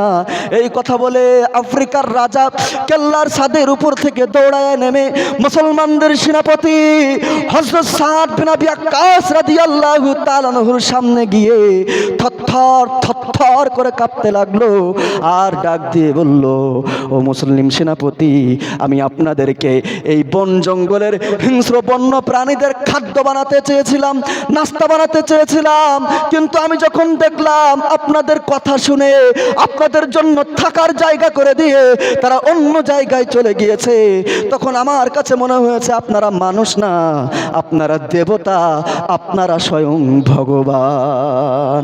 অতএব আমি আর আমার ধর্মে থাকতে চাই না, আমাকে পড়ায়া দেন লা ইলাহা ইল্লাল্লাহু মুহাম্মাদুর রাসূলুল্লাহ। আফ্রিকার রাজা যখন কালেমা পড়ে মুসলমান হয়ে গেল, তখন আফ্রিকার লাখ লাখ জনগণ সবাই আফ্রিকার সেই জঙ্গলের ভিতরে এসে মুসলিম সেনাপতি হযরত সাদ বিন আবি ওয়াক্কাস রাদিয়াল্লাহু তাআলা আনহুর হাতে হাত দিয়ে সবাই কালেমা পড়ে মুসলমান হয়ে গেল। বিনা যুদ্ধে, বিনা রক্তপাতে এই আফ্রিকার ভূখণ্ডে পথ পথ করে কালেমার ঝান্ডা উদিত হলো। প্রিয় মুসলমান ভাইরা আমার, ইসলাম পৃথিবীতে এসেছে রক্তপাতের মাধ্যমে নয়, ইসলাম পৃথিবীতে এসেছে তলোয়ারের মাধ্যমে নয়, ইসলাম পৃথিবীতে এসেছে যুদ্ধের মাধ্যমে নয়, ইসলাম পৃথিবীতে এসেছে শান্তি শৃঙ্খলা এবং অলৌকিক ক্ষমতার মাধ্যমে। ইসলাম পৃথিবীতে এসেছে নীতি নৈতিকতার মাধ্যমে। ইসলাম পৃথিবীতে বিস্তার লাভ করেছে আল্লাহর ওলিদের মাধ্যমে। এমন মানুষ ছিলেন আপনাদের এই পশ্চিমবঙ্গের ফুরফুরার আবু বকর সিদ্দিক রহমতুল্লাহি আলাই। এমন মানুষ ছিলেন বসিরহাটের আল্লামা রুহুল আমিন রহমতুল্লাহি আলাই। আজকে যদি তাদের মতো মানুষ আমরা হতে পারতাম, তাদের মতো মুসলমান যদি আমরা হতে পারতাম, তাহলে হে মুসলমান, গোটা পৃথিবীর বুকে আজ আমরা মার খেতাম না। যেই মুসলমানদের, যেই মানুষের এত পাওয়ার ছিল, যেই মানুষ আফ্রিকার জঙ্গলের হিংস্র বন্য প্রাণীদের উদ্দেশ্যে ভাষণ দিলে তারা শুনতো এবং মুসলমানদের কথা শুনে স্যালুট দিয়ে সালাম দিয়ে অন্য জায়গায় তারা চলে যেত, আজকে সেই মুসলমানরা গোটা পৃথিবীর বুকে নির্যাতিত, নিপীড়িত, অবহেলিত, লাঞ্ছিত, অপমানিত। গোটা পৃথিবীর বুকে আজকে মুসলমানরা অত্যন্ত দূর অবস্থার ভিতর দিয়ে দিন অতিবাহিত করছে। আপনি যদি তাকান ওই বাংলাদেশের পাশের রাষ্ট্র মায়ানমারের দিকে, তাহলে সেখানে দেখতে পাবেন আমার গর্ভবতী মাদেরকে ধরে নিয়ে গর্ভবতী মায়ের পেট কেটে পেটের ভিতর থেকে বাচ্চা বের করে সেই বাচ্চা দিয়ে ফুটবল খেলার মতো জঘন্যতম দুঃসাহস ওই মায়ানমারের জান্তাবদ্ধরা দেখিয়েছে। কারণ আজকে আমরা মুসলমানের ঘরে জন্ম নিয়েছি তাই নিজেকে মুসলমান বলে দাবি করি, মানুষের ঘরে জন্ম নিয়েছি তাই নিজেকে মানুষ বলে দাবি করি, কিন্তু প্রকৃত মুসলমান, প্রকৃত মানুষ খুঁজে পাওয়া বড় কঠিন। এই দুনিয়ার মোহে পড়ে, এই দুনিয়ার মোহে পড়ে কতক মুসলমান ভাইরে, কতক মুসলমান নামাজ রোজা সব ছাড়িয়া দেখে টিভির গান। ওরা কিসের মুসলমান, ওরা কিসের মুসলমান? এই দুনিয়ার মোহে পড়ে, এই দুনিয়ার মোহে পড়ে কতক মুসলমান ভাইরে, কতক মুসলমান নামাজ রোজা সব ছাড়িয়া দেখে টিভির গান। ওরা কিসের মুসলমান, ওরা কিসের মুসলমান? ওয়াজ মাহফিল হইলে দেখো সেথায় যেতে চায় না মন, রাত্রি জায়গা দেখতে পারে সুন্দরী মাইয়ার নাচন। ওয়াজ মাহফিল হইলে দেখো সেথায় যেতে চায় না মন, রাত্রি জায়গা দেখতে পারে সুন্দরী মাইয়ার নাচন। দুই আঙুলের চিপায় আবার, দুই আঙুলের চিপায় আবার বিড়ি মারে টান। আমি আপনাদের এলাকার কথা বলছি না, আপনারা আবার কেউ মাইন্ড করবেন না, আমি আমাদের এলাকার কথা বলছি। আপনাদের এলাকার মুসলমানরাও সব বিড়ি ঠিড়ি খায় না, আপনারা ভালো, আমি আমাদের এলাকার কথা বলছি। দুই আঙুলের চিপায় আবার, দুই আঙুলের চিপায় আবার বিড়ি মারে টান। ওরা কিসের মুসলমান, ওরা কিসের মুসলমান? এই দুনিয়ার মোহে পড়ে, এই দুনিয়ার মোহে পড়ে কতক মুসলমান ভাইরে, কতক মুসলমান নামাজ রোজা সব ছাড়িয়া দেখে টিভির গান।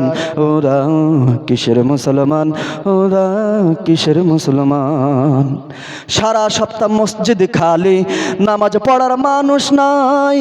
মাশাআল্লাহ শুক্রবারে দেখি লোকের অভাব নাই। ঠিক কিনা জোরে বলেন? সারা সপ্তাহ মসজিদে মুসাল্লি খুঁজে পাওয়া যায় না, কিন্তু জুমার দিনে এমন ভিড় হয় যে ইমাম সাহেব ঢুকবে সেই জায়গাও থাকে না। সারা সপ্তাহ মসজিদ খালি, নামাজ পড়ার মানুষ নাই। মাশাআল্লাহ শুক্রবারে দেখি লোকের অভাব নাই। দুই আঙুলের চিপায় আবার, দুই আঙুলের চিপায় আবার গাজাই মারে টান। ওরা কিসের মুসলমান, ওরা কিসের মুসলমান? এই দুনিয়ার মোহে পড়ে, এই দুনিয়ার মোহে পড়ে কতক মুসলমান ভাইরে, কতক মুসলমান নামাজ রোজা সব ছাড়িয়া দেখে টিভির গান। ওরা কিসের মুসলমান, ওরা কিসের মুসলমান? আমরা কিসের মুসলমান? মুসলমানের ঘরে আমাদের জন্ম হয়েছে, তাই নিজেকে মুসলমান বলে দাবি করি। মুসলমানদের আদর্শ আখলাককে আছে। যুবকদের কথা কি বলবো? আমি এই পবিত্র ঈদ উল ফিতরের পরে আমার জলসা ছিল বাসন্তীতে। ওই দিন আমার সাথে ঘটনাক্রমে 4 চাকা ছিল না, প্রাইভেট ছিল না। পরের দিন আমার জলসা দক্ষিণ 24 পরগনার কাকদ্বীপে। পরের দিন ক্যানিং থেকে আমি যখন সেই কাকদ্বীপে যাওয়ার উদ্দেশ্যে ট্রেনে উঠলাম, উঠে দেখি আমার সামনে এক যুবক বসা। সেই যুবকের এখান থেকে প্যান্ট এক খাবলা ছেঁড়া, নেই এখানে, নেই এখানে, নেই এখানে ছেঁড়া, এখানে ছেঁড়া, এখানে ছেঁড়া, এখানে ছেঁড়া, এমনকি পিছনে এই জায়গায়ও ছেঁড়া, এই ভাষাও ছেঁড়া। তা আমি ডাক দিয়ে বললাম, ভাই তোমার নাম কি? বলছে আমার নাম আরাফাত। তা আমি বললাম যে তুমি এই ছেঁড়া প্যান্ট পরেছে কেন? তোমার কি টাকার অভাব? যদি টাকার অভাব হয় তাহলে আমি তোমাকে 1000 টাকা দিই, বাজার থেকে একটা ভালো প্যান্ট কিনে তুমি সেটা পরো। সব জায়গা দেখা যাচ্ছে, এমন প্যান্ট তোমার পরার কি প্রয়োজন? তখন সেই আরাফাত আমাকে ডাক দিয়ে বলছে, হুজুর এটা আপনি বুঝবেন না, এই ছেঁড়া না, এটা হলো স্টাইল। আচ্ছা বলুন তো, আগে মানুষ অভাবে পড়ে, টাকা পয়সা না থাকলে মানুষ অভাবে পড়ে, গরিব মানুষ জামা ছিঁড়ে গিয়েছে, কেনার মতো টাকা নাই, তাই মানুষ ছিঁড়া জামা ছিঁড়া লুঙ্গি পরতো। কিন্তু এখন কোন যুগ এলো যে বাজার থেকে মুসলমান যুবকরা ছিঁড়া প্যান্ট টাকা দিয়ে কিনে পরতেছে, আবার হুজুরকে বলতেছে হুজুর এটা আপনি বুঝবেন না, এটা হলো স্টাইল। মানুষের রুচি কতটা নিচে নামলে, মুসলমানদের রুচি কতটা নিচে নামলে বাজার থেকে টাকা দিয়ে ছিঁড়া প্যান্ট কিনে পরে, আবার বলে হুজুর বুঝবেন না এটা স্টাইল। আর সারাদিন তো মোবাইল আছেই। মোবাইল হাতে নিয়ে আমার যুবক ভাইরা আগে তো একা গেম খেলতো, এখন আমাদের এলাকায় বলে পার্টি গেম, মানে 10 জন 5 জন একসাথে মিলে খেলে। সারাদিন বসে বসে ঠাসঠুস ঠাসঠুস রাস্তার মোড়ে মোড়ে দাঁড়িয়ে ঠাসঠুস ঠাসঠুস খেলতে থাকে যুবকেরা। ও দেশে মোবাইল আইলো, চিঠি বন্ধ হইয়াছে, দেওয়ানা বানাইছে, পোলাপানের কথা এখন ভাসে বাতাসে, হায়রে ছেলে মেয়ের কথা এখন ভাসে বাতাসে। দেশে মোবাইল আইছে, সিটি বন্ধ হইয়াছে, দেওয়ানা বানাইছে, ছেলে মেয়ের কথা এখন ভাসে বাতাসে, হায়রে ছেলে মেয়ের কথা এখন ভাসে বাতাসে। ও দেখো পোলাপানের মন থাকে ফেসবুকে এখন, ও দেখো পোলাপানের মন থাকে ফেসবুকে এখন, মোবাইলে চ্যাটিং কইরা কাটায় সারাক্ষণ, হায়রে মোবাইলে চ্যাটিং কইরা কাটায় সারাক্ষণ। এই মোবাইল পাইয়া দেখো মদনের মাইয়া, এই মোবাইল পাইয়া দেখো মদনের মাইয়া, কাণ্ড কি ঘটাইছে, স্বামী সংসার রাইখা নাকি পালাইয়া গেছে, হায়রে স্বামী সন্তান রাইখা নাকি পালাইয়া গেছে। এর ভিতরে যদি আবার কেউ মদন ঠদন থাকেন মাইন্ড করবেন না, এই এলাকার মদনের মেয়েরা ভালো, আমি আমাদের এলাকার মদনের কথা বলছি। আপনাদের এলাকার মেয়েরা সব পালাই ঠালাই না, আমাদের এলাকার মেয়েদের কথা বলছি। এই মোবাইল পাইয়া দেখো মদনের মাইয়া, এই মোবাইল পাইয়া দেখো মদনের মাইয়া, কাণ্ড কি ঘটাইছে, স্বামী সংসার রাইখা নাকি পালাইয়া গেছে, হায়রে স্বামী সংসার রাইখা নাকি পালাইয়া গেছে। ও আমার প্রিয় মুসলমান ভাইরা, মুসলমানদের চরিত্র, মুসলমানদের আখলাক, মুসলমানদের নীতি নৈতিকতা, মুসলমানদের আদর্শ আজকে এতটা নিচে নেমেছে যে মুসলমানদের আল্লাহ প্রদত্ত যেই ক্ষমতা, আল্লাহ যেই পাওয়ার দিয়েছিলেন, যেই শক্তি দিয়েছিলেন, সেই পাওয়ার ক্ষমতা আজ আমরা হারিয়ে ফেলেছি। মুসলমানদের চরিত্র কেমন ছিল? মুসলমানদের আখলাক কেমন ছিল? চলুন ইতিহাসের পাতা থেকে আর একটু নজর বলে আসি। মদিনা থেকে প্রায় 350 কিলোমিটার দূর, সেখান থেকে একজন যুবক বের হয়েছে মদিনার উদ্দেশ্যে। পথিমধ্যে 150 কিলোমিটার পথ অতিক্রম করার পরে যুবক শ্রান্ত হয়ে গেল। সে মনে মনে একটা খেজুর বাগান তালাশ করতেছিল। কিছু দূর যেতে না যেতেই সে একটা খেজুর বাগান পেয়ে গেল। একটা খেজুর গাছের সাথে তার উটটাকে বাঁধলো। এই যুবক ক্লান্ত হওয়ার কারণে তাড়াহুড়া করে উট বেঁধেছিল। আর গাভাদি পশুর নিয়ম হলো তারা হাঁটাচলা করবে, নড়াচড়া করবে। উট যেহেতু গাভাদি পশু, হাঁটাচলা করতে লাগলো। উটের রশি ঢিলা হয়ে গিয়েছিল, তাই উটের রশি খুলে গেল। কিন্তু যুবক সেখানে ঘুমিয়ে আছে। উটের রশি যখন খুলে গেল, পাশেই নতুন খেজুর গাছের চারা দেওয়া হয়েছে। সেই খেজুর বাগানের চারা বাগানের ভিতর দিয়ে উট এলোপাতাড়ি চলাফেরা করতে লাগলো। উট এলোপাতাড়ি চলাফেরা করার কারণে উটের পায়ে পিষ্ট হয়ে নতুন খেজুর গাছের চারাগুলো মারা যাচ্ছিল। ঠিক সে সময়ে খেজুর বাগানের যে মালিক, একজন বৃদ্ধ, সে আসলো তার খেজুর বাগান দেখার জন্য। এসে দেখে উটের পায়ে পিষ্ট হয়ে নতুন খেজুর গাছের চারাগুলো মারা যাচ্ছে। এই খেজুর বাগানের মালিক ছিল একজন বৃদ্ধ মানুষ, ঠিক মতো হাঁটতে পারে না, নড়াচড়া করতে পারে না। সাইতে কিছু ঢিল হাতে নিয়ে উটটাকে সেই খেজুর বাগান থেকে তাড়িয়ে দেওয়ার চেষ্টা করলো। আপনারা আমার ভাষা বোঝেন তো? ঢিলা বা ডিল কি বলে এদিকে? এই ঢিল বা ঢিলা এইটা হাতে নিয়ে উটটাকে খেজুর বাগান থেকে তাড়িয়ে দেওয়ার চেষ্টা করলো। কিন্তু ঢিল মারতে মারতে একটা পর্যায়ে এমন একটা ঢিল সে হাতে নিল, যেই ঢিলটা ছিল একটা ভারী পাথর এবং তার আগা ছিল হুলন্ত এবং ধারালো। এই ভারী পাথরটা যখন সে উটের দিকে ছুঁড়ে মারলো, বিদ্ধ হবে না তো হবে, সরাসরি গিয়ে উটের মাথায় বিদ্ধ হলো এবং উটের মাথার খুলি ভেঙে প্রচণ্ড রক্তক্ষরণ হতে লাগলো। রক্তক্ষরণ হতে হতে একটা পর্যায়ে এই উট মারা গেল। কিছুক্ষণ পরে এই উটের মালিক, যুবকের ঘুম ভেঙে গেল। যুবক উঠে দেখে তার উট নাই। খুঁজতে খুঁজতে গিয়ে দেখে খেজুর বাগানের চারা বাগানের ভিতরে তার উট পড়ে আছে, মরে গেছে, আর মাথা থেকে রক্ত বের হচ্ছে। এই যুবক এই বৃদ্ধ মানুষটাকে ডাক দিয়ে বলল, আমার উটটাকে কে মেরেছে? বৃদ্ধ ডাক দিয়ে বলল, আমি মেরেছি। আমার প্রিয় মুসলমান ভাইরা, সাধারণত মানুষ যদি ঘুম থেকে ওঠে তাহলে মানুষের মেজাজ একটু খারাপ থাকে। আবার এই যুবক 150 কিলোমিটার পথ অতিক্রম করে এসেছে, সে ছিল ক্লান্ত, তার মেজাজ ছিল খারাপ। সেই বৃদ্ধকে আচ্ছা মতো পিটানি দিল, কিন্তু এই যুবকের মায়ের খাওয়ার মতো ক্ষমতা এই বৃদ্ধ মানুষটার ছিল না। সেও কিছুক্ষণ পরে মারা গেল। বৃদ্ধ যখন মারা গেল, তখন যুবকের ভিতরে অনুশোচনা হলো, এটা আমি কি করলাম? আমি একজন মানুষকে মেরে ফেললাম, আমি একজন হত্যাকারী, জাহান্নামের আসামি হয়ে গেলাম। এই যুবককে এখানে পালানোর সুযোগ থাকা সত্ত্বেও এই লাশ রেখে সে পালালো না। এই বৃদ্ধের লাশ নিয়ে বসে রইল।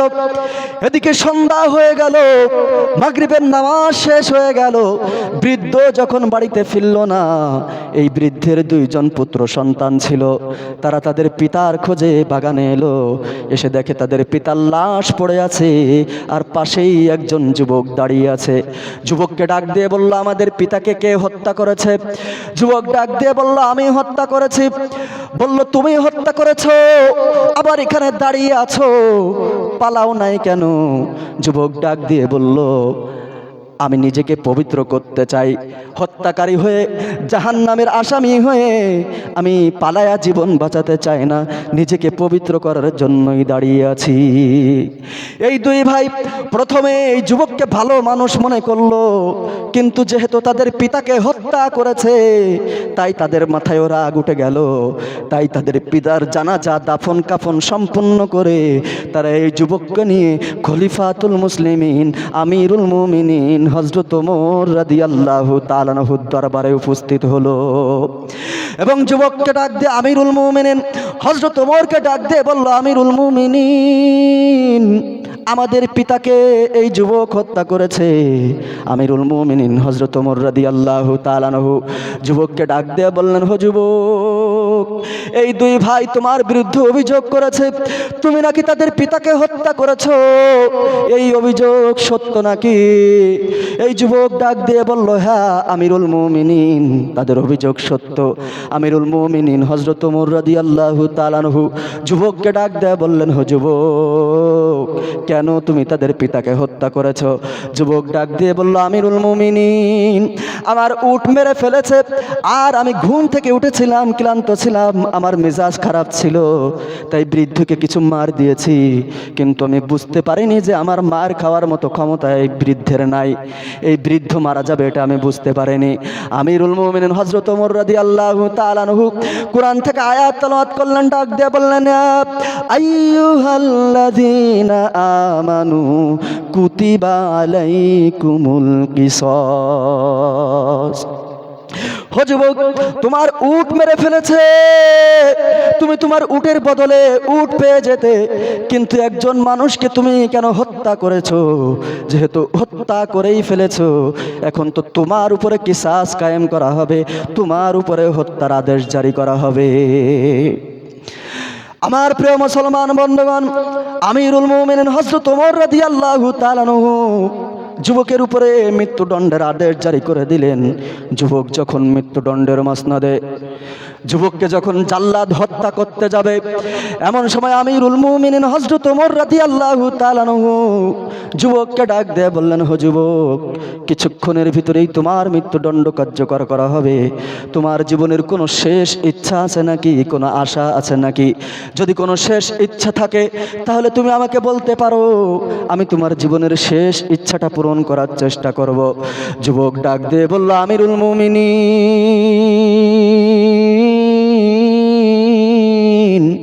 আমার জীবনের একটা শেষ ইচ্ছা আছে। আমিরুল মুমিনিন হযরত ওমর যুবককে বললেন, হো যুবক, বলো তোমার জীবনের শেষ ইচ্ছাটা কি? এবার যুবক ডাক দিয়ে বলল, আমিরুল মুমিনিন, আমার বাড়ি এখান থেকে 350 কিলোমিটার দূরে, আমি সেখানে ব্যবসা বাণিজ্য করি। সেই ব্যবসা বাণিজ্য করার খাতিরে একজন ইহুদির সাথে আমার লেনদেন আছে। মাঝে মাঝে সেও আমার কাছে টাকা পায়, আমিও মাঝে মাঝে তার কাছে টাকা পাই। এখন সেই ইহুদি আমার কাছে কিছু টাকা পাবে। ইহুদির বাড়ি থেকে আমার বাড়ি কেউ চেনে না, ইহুদিও আমার বাড়ি চেনে না, আমার বাড়ি থেকে ইহুদির বাড়িও কেউ চেনে না। আজকে যদি এখানে আমার মৃত্যুদণ্ড কার্যকর করা হয়, সে কোনো দিন জানতে পারবে না যে আমি মারা গিয়েছি। তাই সে যতদিন এই পৃথিবীর জমিনে বেঁচে থাকবে, ততদিন পর্যন্ত সে মুসলমানদের উপরে একটা খারাপ ধারণা নিয়ে বেঁচে থাকবে। আমিরুল মুমিনিন, আমি আমার কথা বলছি না, গোটা মুসলিম জাতির কথা চিন্তা করে বলছি। আপনি যদি আমাকে একটু ছুটি দিতেন, তাহলে আমি বাড়িতে গিয়ে ইহুদির ঋণ পরিশোধ করে এখানে চলে আসতাম, তখন আপনি আমার মৃত্যুদণ্ড কার্যকর করতেন।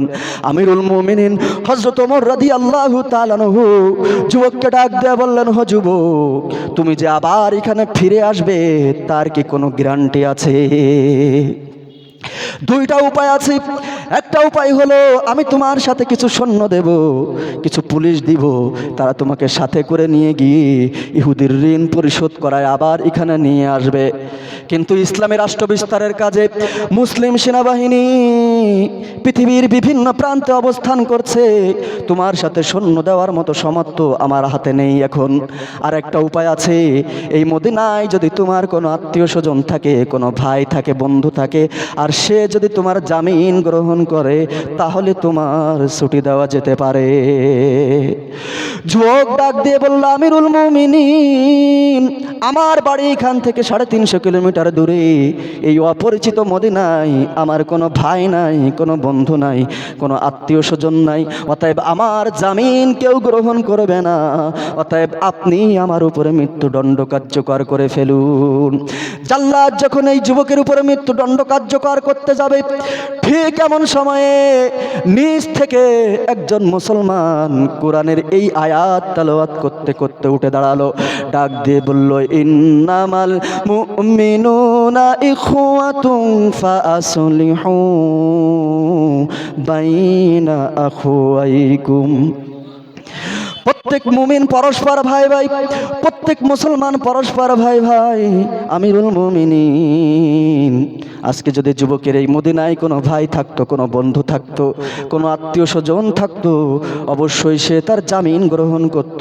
যেহেতু মদিনায় যুবকের কোনো ভাই নাই, কোনো আত্মীয় স্বজন নাই, বন্ধু নাই, কিন্তু আল্লাহ তাআলা মহাগ্রন্থ পবিত্র কোরআনে বলেছেন প্রত্যেক মুমিন পরস্পর ভাই ভাই, প্রত্যেক মুসলমান পরস্পর ভাই ভাই।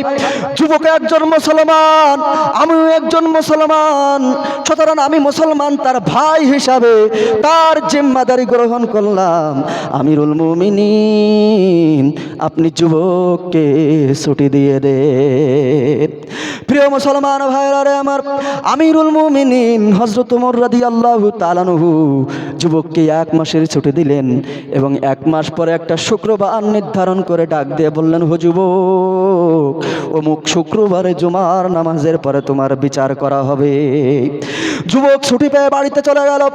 টাকা পয়সা নিয়ে ইহুদির ঋণ পরিশোধ করে বাড়িতে ফিরে আসলো। এসে গোসল করলো, নতুন জামা কাপড় পরলো এবং আতর গোলাপ সুরমা মেখে নিজের মায়ের সামনে গিয়ে দাঁড়ালো। ডাক দিয়ে বলল, মা,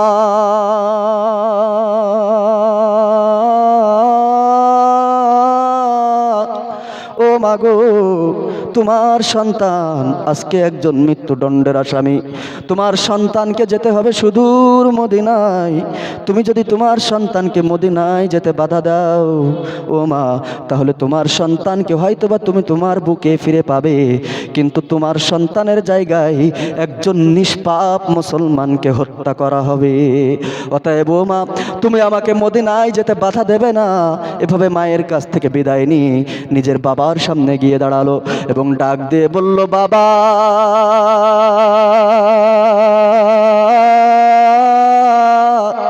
কত কষ্ট করে তুমি আমাকে লালন পালন করেছো, না খেয়ে তুমি আমাকে খাওয়াইছো। আজকে তোমার সন্তান একজন মৃত্যুদণ্ডের আসামি। তোমার সন্তানকে যেতে হবে সুদূর মদিনায়। তুমি যদি তোমার সন্তানকে মদিনায় যেতে বাধা দাও, তাহলে তোমার সন্তানের জায়গায় একজন নিষ্পাপ মুসলমানকে হত্যা করা হবে। নিজের মায়ের কাছ থেকে বিদায় নিয়ে, বাবার কাছ থেকে বিদায় নিয়ে, আত্মীয় স্বজনের কাছ থেকে বিদায় নিয়ে যুবক একটা দ্রুতগামী ঘোড়ায় চড়ে মদিনার উদ্দেশ্যে রওনা হয়ে গেল। আর এদিকে যথাসময়ে আমিরুল মুমিনিন হযরত ওমর রাদিয়াল্লাহু তাআলা আনহু নির্ধারিত সেই শুক্রবারে জুমার নামাজ পড়ালেন, মুনাজাত করলেন। নামাজ শেষে বিচারকের আসনে বসলেন। যুবককে খোঁজা হলো, কিন্তু যুবককে কোথাও খুঁজে পাওয়া গেল না।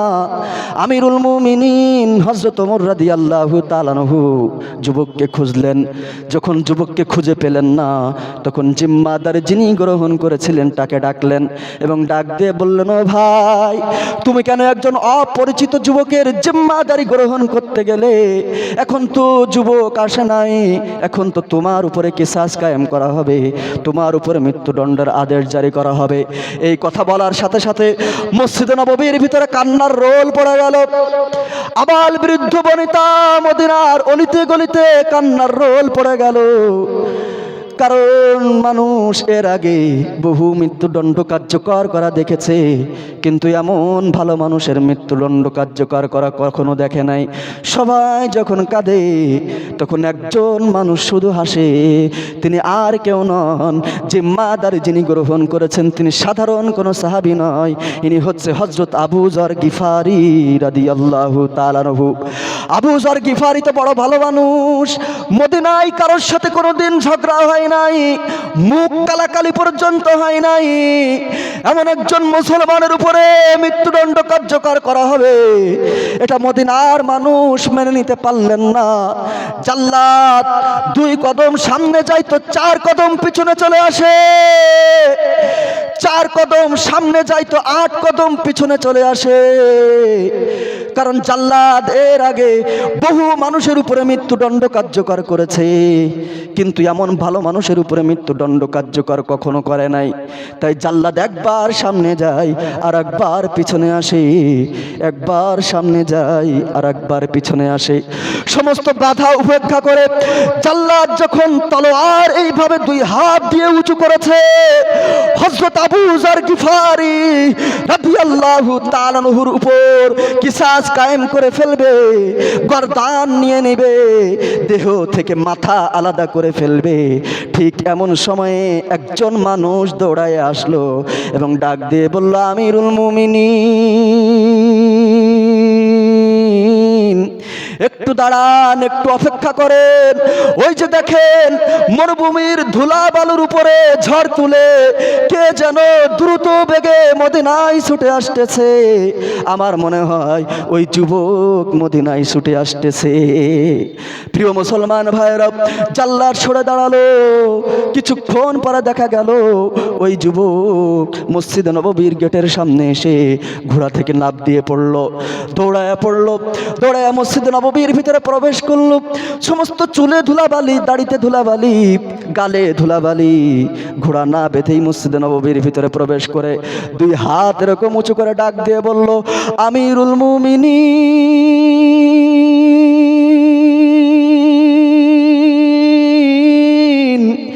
একটু দাঁড়ান, একটু অপেক্ষা করেন। আমার ঘোড়ার জিন পোষ ভেঙে গিয়েছিল, এই কারণে আসতে আমার একটু দেরি হয়ে গিয়েছে। আমি যে অনিচ্ছাকৃত দেরি করে ফেলেছি, এই জন্য আপনি আমাকে মাফ করে দেন, ক্ষমা করে দেন। আমিরুল মুমিনিন হযরত ওমর রাদিয়াল্লাহু তাআলা আনহু যুবককে ডাক দিয়ে বলল, ও যুবক, তোমার উপরে মৃত্যুদণ্ড কার্যকর করা হবে, এটা 100% নিশ্চিত। এটা জানার পরও তুমি কেন পুলিশ ছাড়া, পাহারাদার ছাড়া এই মদিনায় ছুটে এসেছো? যুবক ডাক দিয়ে বলল, আমিরুল মুমিনিন, আমি একজন হত্যাকারী, আমি একজন জাহান্নামের আসামি। আমি জাহান্নামের আসামি হয়ে এই পৃথিবীর জমিনে পালায়া জীবন বাঁচাতে চাই না। আমি নিজেকে পবিত্র করতে চাই। নিজেকে পবিত্র করার জন্যই পুলিশ ছাড়া, পাহারাদার ছাড়া আমি 350 কিলোমিটার দূর থেকে এই মদিনায় ছুটে এসেছি। আমিরুল মুমিনিন হযরত ওমর রাদিয়াল্লাহু তাআলা আনহু চোখের পানি ছেড়ে দিলেন এবং ডাক দিয়ে বললেন, ও যুবক, তুমি তো এমনিতেই পবিত্র, তোমাকে আবার কি পবিত্র করতে হবে? তোমার উপরে মৃত্যুদণ্ড কার্যকর করা হবে, এটা জানার পরও তুমি 350 কিলোমিটার দূর থেকে ছুটে এসেছো। তুমি তো এমনিতেই পবিত্র, তোমাকে আবার কি পবিত্র করব? তবে আজকে যদি আমার হাতে ক্ষমতা থাকতো, তাহলে তোমার মতো এত ভালো মানুষের মৃত্যুদণ্ড আমি কখনো কার্যকর করতাম না। যেহেতু আমার হাতে ক্ষমতা নাই, সেই কারণে তোমার জন্য আমি কিছু করতে পারলাম না। এই কথা বলে আমিরুল মুমিনিন হযরত ওমর রাদিয়াল্লাহু তাআলা আনহু হাউমাউ করে কাঁদতে লাগলেন। মসজিদে নববীর ভিতরে আবারও কান্নার রোল পড়ে গেল। মদিনার মানুষ এর আগে বহু মৃত্যুদণ্ড দেখেছে, কিন্তু এমন হৃদয় বিদারক দৃশ্য এর আগে কখনো দেখে নাই, এমন ভালো মানুষ কখনো দেখে নাই। তাই মদিনার মানুষ এই যুবকের মৃত্যুদণ্ড কার্যকর করা হবে এটা মেনে নিতে পারলেন না। আমার প্রিয় মুসলমান ভাইরা, এই যুবক আবার যখন মৃত্যুদণ্ডের মসনদে, জাল্লাদ একবার সামনে যায় আর একবার পিছনে আসে, একবার সামনে যায় আর একবার পিছনে আসে, আবার সামনে যায় আবার পিছনে আসে। জাল্লাদের হাত এরকম থরথর করে কাঁপতে লাগলো। জাল্লাদ এর আগে বহু মানুষের মৃত্যুদণ্ড কার্যকর করেছে, কিন্তু এত ভালো মানুষের মৃত্যুদণ্ড কিভাবে তিনি কার্যকর করবেন? তাই জাল্লাদও হাউমাউ করে কাঁদতে লাগলো। প্রিয় মুসলমান ভাইরা আমার, সমস্ত বাধা উপেক্ষা করে জাল্লাদ আবার যখন তলোয়ার উঁচু করেছে এই যুবকের উপরে মৃত্যুদণ্ড কার্যকর করতে যাবেন, ঠিক সেই সময়ে ওই দুই ভাই আগায় আসলো যাদের পিতাকে হত্যা করা হয়েছিল, যেই দুই ভাই এই যুবকের বিরুদ্ধে মামলা দায়ের করেছিল। তারা এসে ডাক দিয়ে বলল, আমিরুল মুমিনিন, আমরা আমাদের পিতার হত্যা মামলা দায়ের করেছিলাম, কিন্তু যেই যুবক নিজের উপরে মৃত্যুদণ্ড কার্যকর করা হবে এটা 100% নিশ্চিত, এটা জানার পরও 350 কিলোমিটার দূর থেকে কোনো পুলিশ ছাড়া, পাহারাদার ছাড়া মসজিদে নববীতে ছুটে এসেছে। সে তো এমনিতেই পবিত্র, তাকে আবার কি পবিত্র করতে হবে? এমন ভালো মানুষের মৃত্যুদণ্ড কার্যকর করা হোক, এটা আমরা চাই না। তাই আমরা আমাদের পিতার হত্যা মামলা দায়ের করেছিলাম, আমরা আমাদের পিতার হত্যা মামলা তুলে নিলাম। আপনি যুবকের উপর থেকে মৃত্যুর আদেশ তুলে নেন। কত দূর মদিনার পথ,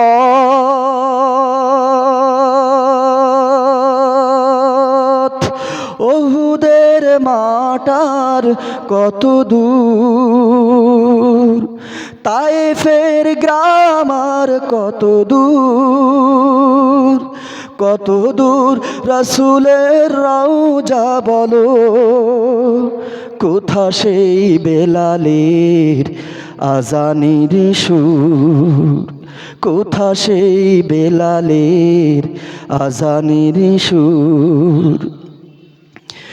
হেরা গুহা বলো কত দূরে, আমেনার বাড়িটা কোন সুদূরে।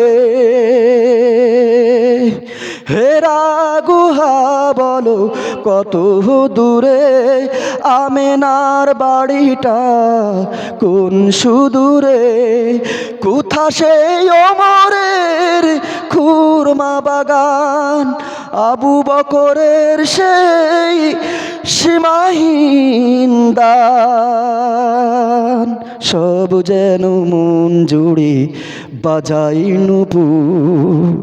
কত দূর মদিনার পথ, ওহুদের মাটার কত দূর, তায়েফের গ্রাম আর কত দূর, কত দূর রাসূলের রওজা বলো, কোথা সেই বেলালের আজানের সুর, কোথা সেই বেলালের আজানের সুর।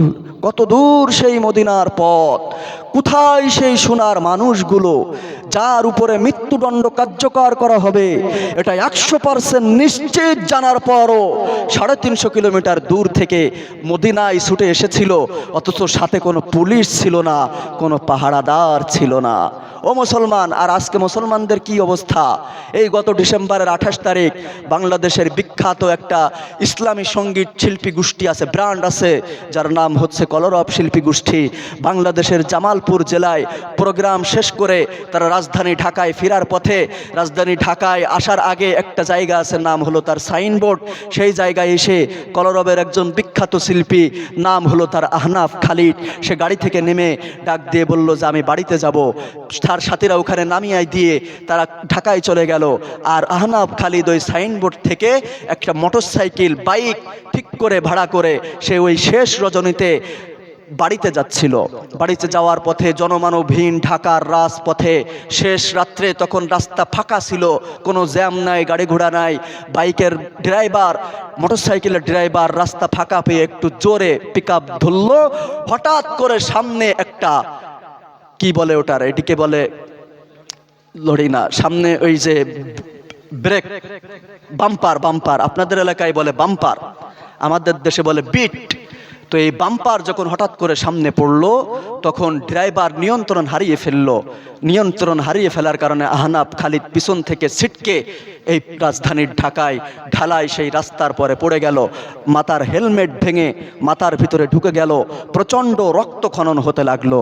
ও আমার প্রিয় মুসলমান ভাইরা, এই মোটরসাইকেলের ড্রাইভারের দায়িত্ব ছিল সর্বপ্রথম বাংলাদেশের এই বিখ্যাত সঙ্গীত শিল্পীকে, ইসলামী সঙ্গীত শিল্পীকে হাসপাতালে নিয়ে যাওয়া, কিন্তু তা না করে জ্ঞান শূন্যহীন রক্তাক্ত তো বাংলাদেশের বিখ্যাত একজন শিল্পীকে জনমানবহীন ঢাকার রাজপথে ফেলে রেখে সে জান নিয়ে পালিয়ে বাঁচলো। ও আমার প্রিয় মুসলমান ভাইরা, আমি আজ থেকে 1400 বছর আগে 350 কিলোমিটার দূর থেকে যেই যুবক মদিনায় ছুটে এসেছিল, যার সাথে কোনো পুলিশ ছিল না, পাহারাদার ছিল না, যার মৃত্যুদণ্ড কার্যকর করা হবে এটা 100% নিশ্চিত জানার পরও যে ছুটে এসেছিল, সেও একজন মুসলমান। আর বাংলাদেশের এই মোটরসাইকেলের ড্রাইভার যুবকও একজন মুসলমান। এই দুই মুসলমান তো একরকম? এই দুই মুসলমান একরকম না? রয়েছে আকাশ আর পাতাল ব্যবধান। সেই মুসলমানদের চরিত্র কেমন আর আজকে আমাদের চরিত্র কেমন? আমাদের চরিত্র যখন এমন ছিল, আমাদের চরিত্র যখন এমন ছিল, তখন আমরা গোটা পৃথিবী আঙুলের ইশারায় শাসন করেছি।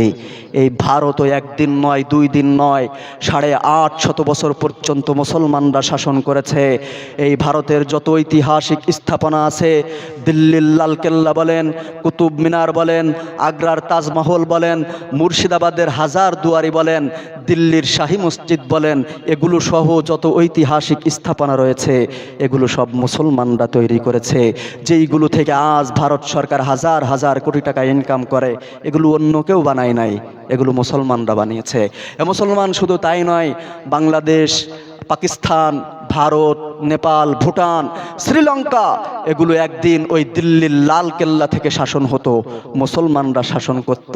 আর আজকে সেই ভারতে আপনাদের কি অবস্থা আমি আর এটা বললাম না। প্রিয় মুসলমান ভাইরা আমার, আজকে যদি তাদের মতো আদর্শ আমরা গ্রহণ করতে পারি, প্রকৃত মুসলমান যারা ছিল, আমাদের পূর্বপুরুষ যারা ছিল, তাদের আদর্শ, তাদের নীতি নৈতিকতা যদি আমরা গ্রহণ করতে পারি, ফুরফুরার আবু বকর সিদ্দিক রহমতুল্লাহি আলাইহিকে যদি আমরা অনুসরণ করতে পারি, বসিরহাটের আল্লামা রুহুল আমিন রহমতুল্লাহি আলাইহিকে যদি আমরা অনুসরণ করতে পারি, তাহলে সেদিন বেশি দূরে নয়, গোটা পৃথিবীর নেতৃত্ব আবারও মুসলমানদের হাতে আসবে ইনশাআল্লাহ। আল্লাহ পাক রব্বুল আলামিন আমাদেরকে আল্লাহ এবং আল্লাহর রাসূলের পথে, কুরআন ও হাদিসের পথে ফিরে আসার তৌফিক দান করুক। জোরে বলেন আমিন। আর একটু জোরে বলেন আমিন। মুসলমানদের এই দুরবস্থা থেকে আমাদেরকে রিহাই দান করুক, মুক্তি দান করুক। জোরে বলেন আমিন। আর একটু জোরে বলেন আমিন।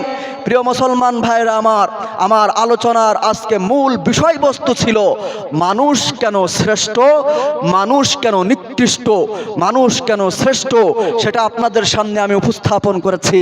এবং শ্রেষ্ঠ মানুষের গুণ কি, শ্রেষ্ঠ মানুষের চরিত্র কেমন ছিল, শ্রেষ্ঠ মানুষের নীতি নৈতিকতা আদর্শ কেমন ছিল, সেটাও আপনাদের সামনে আমি উপস্থাপন করেছি। কিন্তু সময়ের স্বল্পতার কারণে এই মানুষ আবার কেমন করে নিকৃষ্ট হয়ে যায়, সেটা আপনাদের সামনে আমি উপস্থাপন করতে পারলাম না বলে দুঃখ প্রকাশ করছে। আসবে তাই।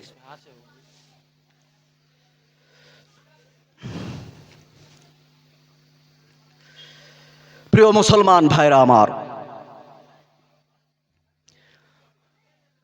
আমাদেরকে ফিরে আসতে হবে। ফিরে যদি না আসতে পারি, নিজেদেরকে যদি নিজেরা পরিবর্তন করতে না পারি, তাহলে আমাদের ভাগ্যের পরিবর্তন হবে না। আজ থেকে 1400 বছর আগে আল্লাহ পাক রব্বুল আলামিন মহাগ্রন্থ পবিত্র কোরআনুল কারীমের ভিতরে আয়াত নাজিল করে দিয়ে মুসলিম জাতিকে সতর্ক করেছেন, ডাক দিয়ে বলেছেন, ইন্নাল্লাহা লা ইউগাইয়িরু মা বিকওমিন হাত্তা ইউগাইয়িরু মা বিআনফুসিহিম ওয়া ইযা আরাদাল্লাহু বিকওমিন সুআন ফালা মারাদ্দা লাহু ওয়া মা লাহুম মিন দুনিহি মিন ওয়াল। আল্লাহ তাআলা মুসলিম জাতিকে ডাক দিয়ে বললেন, হে মুসলিম জাতি, তোমরা নিজেরা নিজেদের ভাগ্যের পরিবর্তন যতক্ষণ পর্যন্ত না করবে, আমি আল্লাহ তোমাদের ভাগ্যের পরিবর্তন ততক্ষণ পর্যন্ত করব না। এরা এই আয়াতের তাফসীর করতে গিয়ে স্বয়ং বিশ্বনবী হযরত মুহাম্মদ মুস্তাফা সাল্লাল্লাহু আলাইহি ওয়াসাল্লাম হাদিস শরীফের ভিতরে উল্লেখ করেছেন যে আল্লাহ তাআলা মানুষ যখন জিনা ব্যভিচারের ভিতরে লিপ্ত লিপ্ত হয়ে যাবে, মানুষ যখন সুদ ঘুষ দুর্নীতির ভিতরে লিপ্ত হয়ে যাবে, মানুষ যখন নীতি নৈতিকতা হারিয়ে ফেলবে, মুসলমানরা যখন মুসলমানদের তাহজিব তামাদ্দুন ছেড়ে দিয়ে বিজাতীয় সংস্কৃতি আর কালচারকে অনুসরণ করবে, মুসলমানরা যখন তাদের নিজস্ব স্বকীয়তা ভুলে গিয়ে অন্যদের স্বকীয়তাকে পালন করার জন্য রাত জাগবে, তখন আল্লাহ পাক রব্বুল আলামিন তোমাদের উপর জালেম শাসক চাপিয়ে দিবেন এবং সেই জালেম শাসকের মাধ্যমে আল্লাহ পাক রব্বুল আলামিন তোমাদেরকে সাইজ করবেন। নারায়ে তাকবীর, নারায়ে তাকবীর, নারায়ে তাকবীর। ফুরফুরায় সিলসিলায়ে হক ফুরফুরা শরীফ আওলাদে মুজাদ্দেদে জামান, আওলাদে মুজাদ্দেদে জামান। সম্মানিত